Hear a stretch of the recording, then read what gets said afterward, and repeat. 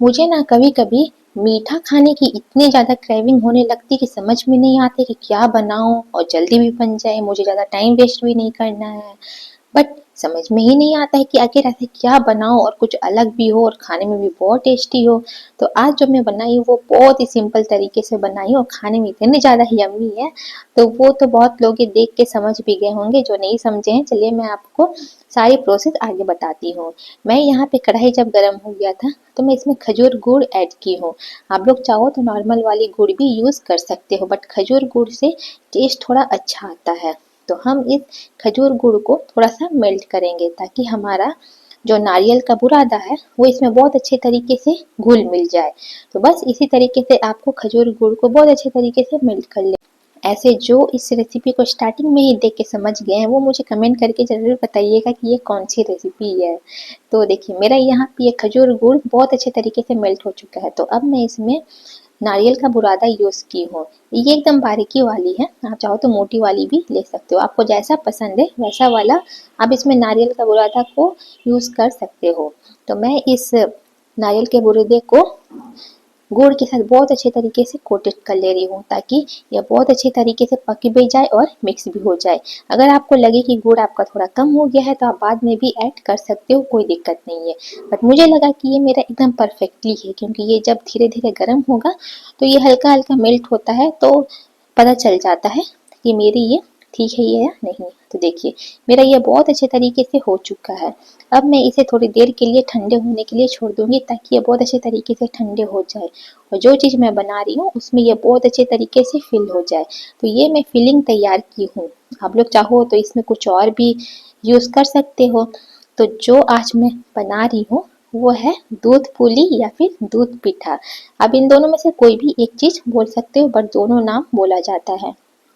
तो हमारा स्टफिंग तो तैयार हो चुका है, तो अब चलिए उसकी बेस को तैयार कर दे। तो मैं इधर पानी गर्म होने के लिए छोड़ दी हूँ और मैं उधर चावल का आटा ले रही हूँ। तो मुझे जितनी बनानी है मैं उतनी चावल का आटा ले रही हूँ। ये चावल का आटा मैं बाहर वाले ली हूँ, आप चाहो तो अपने घर में भी तैयार कर सकते हो। देखिए आपको क्या करना है, जब आपका पानी बहुत अच्छे तरीके से बॉयल होने लगे तभी आपको पानी को यूज़ करना है। और उससे पहले मैं आटे में थोड़ी सी नमक ऐड कर ले रही हूँ ताकि थोड़ा सा नमक वाला भी टेस्ट लगे। जब थोड़ा मीठा थोड़ा नमक उसमें टेस्ट बहुत अच्छा आता है। उसके बाद हम बहुत अच्छे तरीके से मिला लेंगे आटे को। तब तक मेरा पानी भी बहुत अच्छे तरीके से बॉयल हो रहा है। तो जब हमारा ये पानी ना बहुत अच्छे तरीके से बॉयल हो जाता है तभी ये हमारा बेस बहुत अच्छे तरीके से बनता है, इस बात का ध्यान रखिएगा। नहीं तो जो चावल का पीठा है ना जल्दी बनना ही नहीं चाहता है, पता नहीं इस चावल को एकदम गर्म पानी से ही क्या प्रेम है। तो देखिए जब हमारे ये पानी बहुत अच्छे तरीके से गर्म हो जाएगा तो हम धीरे धीरे करके चावल के आटे में डालते हुए और उससे पहले चम्मच की मदद से चलाएंगे क्योंकि पानी बहुत गर्म है और अगर उसमें मिक्स करके आप अगर हाथ से चलाओगे तो आप चला ही नहीं पाओगे। तो इस बात का भी ध्यान रखिएगा और आप थोड़ा थोड़ा करके ही पानी ऐड करिएगा ताकि आपको क्वांटिटी सही से पता चल सके। तो मैं भी उसी तरीके से थोड़ा थोड़ा ऐड करते हुए ही मैं उसे चला रही थी। तो जब मुझे लग रहा था कि थोड़ा सा हाथ से भी चलाना चाहिए तो मैं थोड़ी सी हाथ भी यूज़ कर ले रही थी क्योंकि क्या होता है कि चम्मच से जल्दी चल नहीं पाता है और जब तक हाथ ना लगाएं तो सही मेजरमेंट पता चल नहीं पाता है। तो इसलिए मैं चम्मच और हाथ दोनों की यूज़ करके मैं चला रही थी। तो जब आपका ठंडा होने लगेगा आटा तो आप अपने हाथों से फिर धीरे धीरे करके आप इसे गूंद सकते हो। तो आपको इस आटे को एकदम परफेक्टली एक सॉफ्ट वाली आपको डो तैयार करनी है। तो बहुत ही आराम से ये डो तैयार भी हो जाती है। तो आपको कोई जल्दबाजी या हड़बड़ी नहीं करनी है कि अब ये तो आटा मेरा सूख जाएगा, ऐसा कुछ नहीं है क्योंकि हम लोग बहुत गर्म पानी इसमें डाले हैं जिसके वजह से आटा तो सूख नहीं सकता है जल्दी, बट हाँ अगर हम लेट करेंगे बनाने में तो आटा सूख सकता है। तो जब हम इसकी डो तैयार करें तो बहुत ही आराम से आप इन्हें गूंथिएगा। आप इसे जितना अच्छे से गूंदेंगे ना आपका जो डो है उतना अच्छा बनेगा और आपका पीठा भी बहुत परफेक्टली बनेगा। तो देखिए अभी तो लग रहा है कि शायद मेरा आटा ये गीला हो सका है, बट ये गीला नहीं हुआ, एकदम परफेक्ट है क्योंकि मैं इसे अभी बहुत अच्छे तरीके से गूंदूंगी। तो गूंदते गूंदते देखिए मैंने इसको एकदम सॉफ्ट बना ली हूँ। अब इसको और सॉफ्ट रखने के लिए मैं अपने हाथों पे थोड़ा सा ऑयल लेके और इसे पूरा मिक्स कर लूंगी। इससे क्या होगा कि ये जो आटा है ना पूरा सॉफ्ट हो जाएगा और जल्दी सूखेगा भी नहीं। लेकिन हाँ आपको इसे ढक के रखना है ताकि आपका ये बाहर एयर मिलने पे आपका सूख ना जाए। तो यहाँ पे मैं जो जो चीज़ें आप लोगों को दिखाई हूँ और बताई हूँ, आप लोग भी वही प्रोसेस अप्लाई करिएगा तो आप लोगों की भी ये दूध पीठा एक बार में ही बन के तैयार हो जाएगी और बहुत ज़्यादा यम्मी बनेगी। तो आपको जितने साइज की डो लेनी है उतनी साइज की डो ले लीजिएगा, उसके बाद सारे आटे को ढक लीजिएगा।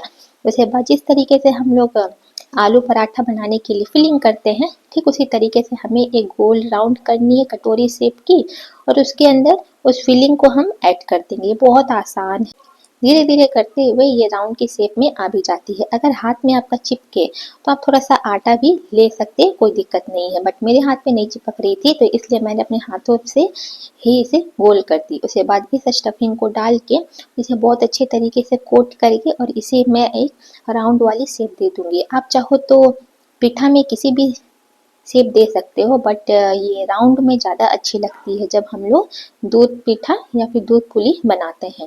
तो देखिए ये मेरी बहुत अच्छी तरीके से हो चुकी है और कोटेड भी हो गई है। तो मैंने एक एक करके मैंने बहुत सारी बना ली, मुझे मतलब कि मेरी जितनी ज़रूरत थी मैंने उतनी तैयार कर ली थी और बहुत ही जल्दी बन भी जाता है। बट हाँ, अगर आप ज़्यादा क्वांटिटी में बना रहे हैं तो आप लोग 2 या 3 आदमी मिल के बनाइएगा, क्योंकि ये आटा अगर सूख जाता है तो बहुत दिक्कत होता है बनने में।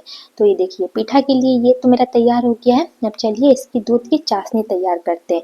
तो मैं यहाँ पे दूध को पहले ही गर्म करने के लिए डाल दी थी। जब ये हल्का हल्का गर्म होने लगे तो हम इसमें क्या करेंगे, इसकी थोड़ी सी टेस्ट बढ़ाने के लिए हम इसमें मिल्क पाउडर ऐड कर देंगे। इससे क्या होगा ना कि आपका जो दूध का जो फ्लेवर है ना एकदम रसमलाई वाला आएगा और खाने में इतनी ज़्यादा यम्मी लगेगी ना कि आपको बिलीव ही नहीं होगा। और आप इसे ना एक बार में ही परफेक्ट तैयार कर सकते हो। मैं तो इसे बना बना के आदत हो गई है, तो आप लोग ना जो जो टेक्निक मैं आपको बताई हूँ सारी टेक्निक आप यूज़ करिएगा और आपकी ये दूध पीठा एक बार में ही परफेक्ट बन जाएगी। तो देखिए जब आपके दूध में इस तरीके से बॉयल आने लगे तो आप समझ जाइए कि आपका दूध एकदम अब तैयार हो चुका है उस पीठा को डालने के लिए। तो बस हम क्या करेंगे, इन सारे पीठा को इसमें डाल देंगे और धीरे धीरे करके डालेंगे और हमें इसे हड़बड़ी में बिल्कुल नहीं चलाना है, नहीं तो हमारा ये पीठा टूट भी सकता है। तो बस आपको इस तरीके से सारे पीठा को डालकर एकदम हल्का हल्का करके ही चलाना है कि जैसे ये टूटे ना, ठीक है। उसके बाद जब आपका ये दूध पुली पीठा पूरे तरीके से तैयार हो जाएगा तो आपको कैसे पता चलेगा, जब आपका पीठा सब ऊपर आने लगेगा तब आपको पता चल जाएगा कि आपका ये पीठा एकदम तैयार हो चुका है, क्योंकि ये दूध में जाते ही थोड़ा सा फूल जाता है और ऊपर आ जाता है, मतलब आपका पीठा एकदम तैयार है। तो मैंने इसे 5-5 मिनट देते हुए पकाई थी। तो देखिए मेरी ये लास्टली क्या है कि सारी पीठा ऊपर आ चुकी है, मतलब मेरा ये पीठा बहुत परफेक्टली बन चुका है। अब आप इसे गर्मा गर्म सर्व करके खाइए या ठंडे करके खाइए, ये दोनों में बहुत अच्छा लगता है। तो ये रेसिपी आप लोग एक बार ज़रूर ट्राई करिएगा।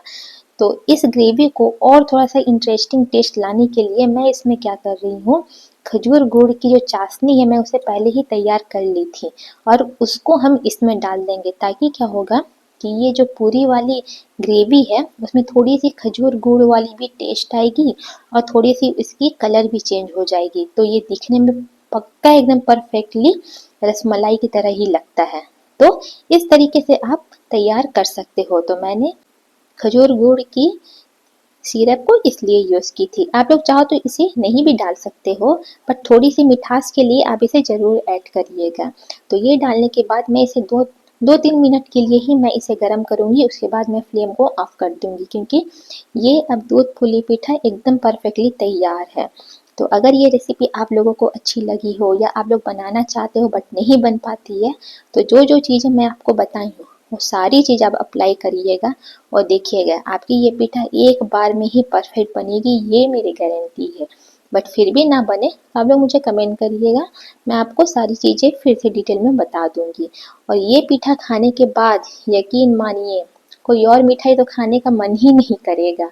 तो एक बार आप लोग इस रेसिपी को ज़रूर ट्राई करिएगा और मुझे ज़रूर बताइएगा कि आप लोगों की कैसी बनी, और मेरे वीडियो को शेयर करना बिल्कुल ना भूलें। Thank you.